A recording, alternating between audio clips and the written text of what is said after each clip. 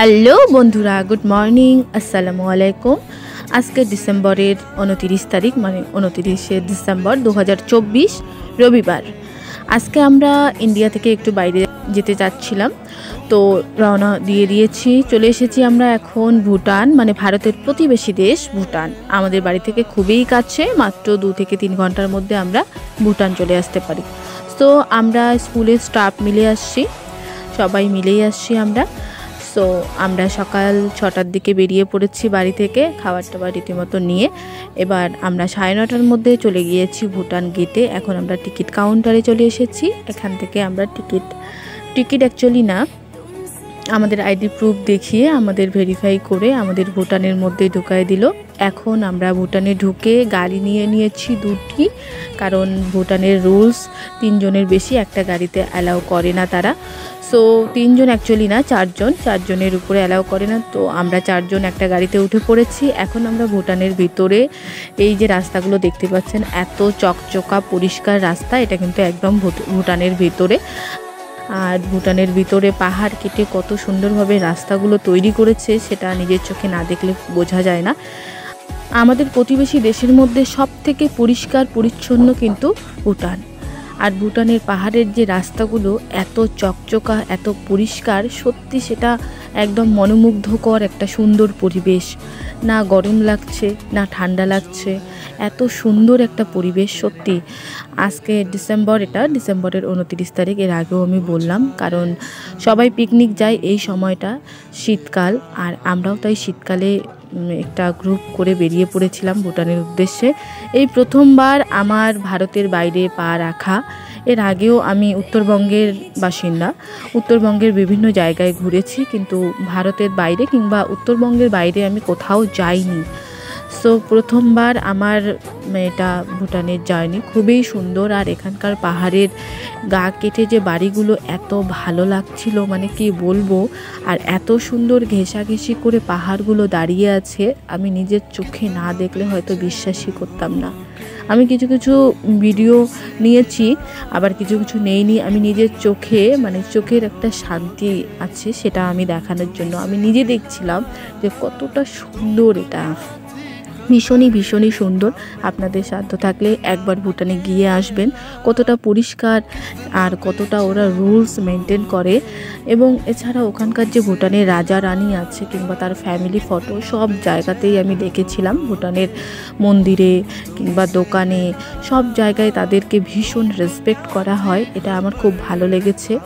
এছাড়াও ভুটানের গাড়িদের ড্রাইভাররা ভীষণ ভালো, এবং তারা মানুষ যখন পার হচ্ছে কিংবা আমরা যখন পার হচ্ছিলাম, আমাদের ইন্ডিয়াতে কি করে হরেন দিয়ে আমাদের সাইড করে দেয়, কিন্তু ভুটানে একদমই না। ভুটানে আমাদের দেখে গাড়িরা দাঁড়িয়ে পড়ছে এবং আমাদের বলতেছে তোমরা যাও। তা আমরা চলে আসার পরেই তারা কিন্তু গাড়ি চালাচ্ছে। কতটা রুলস মেনটেন করে এখান থেকেই বোঝা যাচ্ছে। এখন আমরা চলে যাচ্ছি ফুলতি সিলিং নামে একটি জায়গা, ঠিক অ্যাকচুয়ালি উচ্চারণ হয় না, আমাদের মুখে নামগুলো ভীষণই কঠিন মনে হয়। এখন কিন্তু গাড়িটা একদম পাহাড়ের ভিতরে যাচ্ছে, দেখতে পাচ্ছেন পাহাড়টা কতটা উঁচু। আমরা চলে এসেছি সেই আকর্ষণীয় জায়গায়। এখানে একটি ব্রিজ আছে, ঝুলন্ত ব্রিজ। এটা আমি এর আগেও অনেকবার ফটোতে ভিডিওতে দেখেছিলাম, আর মনে মনে ভাবছিলাম কবে যে যাব। সো ফাইনালি আজকে চলেই আসলাম। খুব সুন্দর একটি জায়গা, একদম মন আমার, কি বলবো, এমনি পাহাড় প্রেমিক মানুষ, তার মধ্যে আবার এত সুন্দর একটি জায়গা। ওয়াও, মানে জাস্ট ওয়াও। এবার আমরা এই ব্রিজের মধ্যে যাব। প্রথম আমার একটু ভয় লাগছিল যে আমি পারবো কি না। অ্যাকচুয়ালি এই ব্রিজটা কিন্তু না, এটা নিচে এই যে ঝুলন্ত ব্রিজটা, এটা সম্পূর্ণটা লোহার কাজ এবং লোহার জাল দিয়ে সাইডগুলো আছে, ভালো কমফোর্টেবল। কিন্তু নিচে তাকালে ভীষণ ভয় লাগছে। নিচ দিয়ে চলে যাচ্ছে খরস্রোতা নদী, আর নদীর যা শব্দ, মানে কি বলবো, ঝর্ণার মতো শব্দ। আর এটার উপর দিয়ে এই ঝুলন্ত ব্রিজটা লোহার, খুবই ভালো ব্রিজটা, কিন্তু যাদের হার্ট দুর্বল তারা হাঁটতে পারবে না। অ্যাকচুয়ালি নিচে তাকালে ভীষণই ভয় লাগে। সো আমরা এখানে অনেক ভিডিও ফটো নিয়েছিলাম। আমার অনেক দিনের ইচ্ছে ছিল এরকম একটি ব্রিজে যাওয়ার। অ্যাকচুয়ালি এই ব্রিজটাই আমি দেখেছিলাম বারবার। সো ভীষণই ভালো লাগছিল এখানকার জায়গাটা। তবে এই জায়গাগুলো তো বেশিক্ষণ দাঁড়াতে দেয় না, আমাদের ড্রাইভার খুবই তাড়া দিচ্ছিল, তাই আমরা ওখান থেকে তাড়াতাড়ি ফটো ভিডিও নিয়ে ওখান থেকে বেরিয়ে যাচ্ছি। গুম্ফা মন্দির নামে একটি মন্দির, সম্ভবত আমার ঠিক মনে পড়তেছে না মন্দিরটা, ওটা পাহাড়ের আরও চূড়ায়, অনেকটা উঁচুতে ওই পাহাড়ের চূড়ায় আমরা ওই মন্দিরে যাব এখন। সো এখান থেকে পাহাড়ের রাস্তাগুলো ঠিক বোঝা যায় না কতটা কতটা ডেঞ্জারাস রাস্তা দিয়ে আমরা যাচ্ছি, আমরা নিজেরাও জানি না অ্যাকচুয়ালি। এটা হয়তো ফটোতে কিংবা ভিডিওতে বোঝা যাচ্ছে না, কিন্তু যখন অন্য জায়গা থেকে দেখি বা অন্য কোথাও ড্রোন থেকে দেখি তখনই বোঝা যায় এই রাস্তাগুলো কতটা ডেঞ্জারাস। সো রাস্তাগুলো তবে ভীষণ ভালো, খুব সুন্দর। আগের মতো, আগে শুনেছিলাম অনেকটা খারাপ ছিল, এখন ওরকম খারাপ রাস্তা নেই। সো আমাদের এই যে ড্রাইভার, ইনি খুবই ভালো ছিলেন, আমাদের সাথে খুব সুন্দরভাবে কথা বলছিলেন। তবে এরা কিন্তু সবাই হিন্দি বলতে পারে। সো ওখানকার স্থানীয় ল্যাঙ্গুয়েজ তো অবশ্যই আছে, ওদের ল্যাঙ্গুয়েজও আলাদা। সো আমরা এই মন্দিরে চলে এসেছি এখন। এই মন্দিরটা অনেকটা উঁচুতে, একদম পাহাড়ের চূড়ায় বলতে গেলে ভুটানের, তবে খুবই সুন্দর মন্দিরটি। আমরা এখানে ঢুকে পড়লাম এবং এখানে অনেকগুলো ধাপে ধাপে সিঁড়ি আছে, সিঁড়িগুলোতে ওঠার পরে আমরা এখানে জল খেয়ে নিয়েছিলাম। সো এগুলো অ্যাকচুয়ালি আমার নাম জানা নেই এগুলো কি। সো সবাই এগুলো এরকমভাবে ঘোরাচ্ছে, আর তারাও মন্দিরে যারা কি বলে পুরোহিত, তারাও এগুলো ঘোরাচ্ছিল। সো আমিও ঘোরালাম এবং কিছু ফটো ভিডিও নিলাম। এরপরে এবার আমি একটা সিঁড়ি বেয়ে আপনাদের একটা ভিউ দেখাবো। সো আমি মোবাইল দিয়ে ভিডিওটা করেছিলাম, তাই ভিউটা আমি ততটা পরিষ্কারভাবে আপনাদের দেখাতে পারছিলাম না।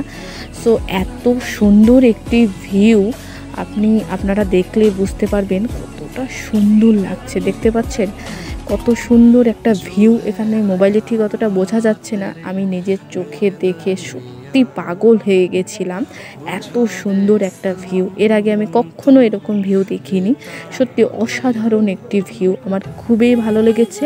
আর এত পরিষ্কার এরা কীভাবে মেনটেন করে সত্যি আমরা জানি না।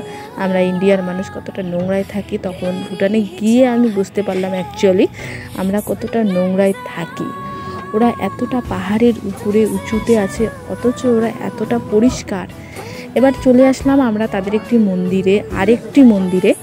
সো এই মন্দিরে একটি উৎসব হচ্ছে, ওদের স্থানীয় কোনো উৎসব হবে। আমরা অ্যাকচুয়ালি ওখানকার ভাষা জানি না, তাই বুঝতেও পারছি না। এই মন্দিরের মধ্যে এই যে দেখতে পাচ্ছেন অনেক পায়রা, এবং এখানে অনেক মানুষ ধর্ম করতেছে। এবং একটি আমাদের তসবি টাইপের ওরকম একটি কাঠির মালা তারাও গুনছিল। সো সেখানে সবাই টাকা দিচ্ছিল, দেখছিলাম। এবার সব কিছু দেখার পরে আমরা রেস্ট নিয়ে 12টা কিংবা 12:30টার দিকে ভুটান থেকে বেরিয়ে পড়লাম। সো আপনাদের কেমন লাগলো ব্লগটি কমেন্টে জানাবেন।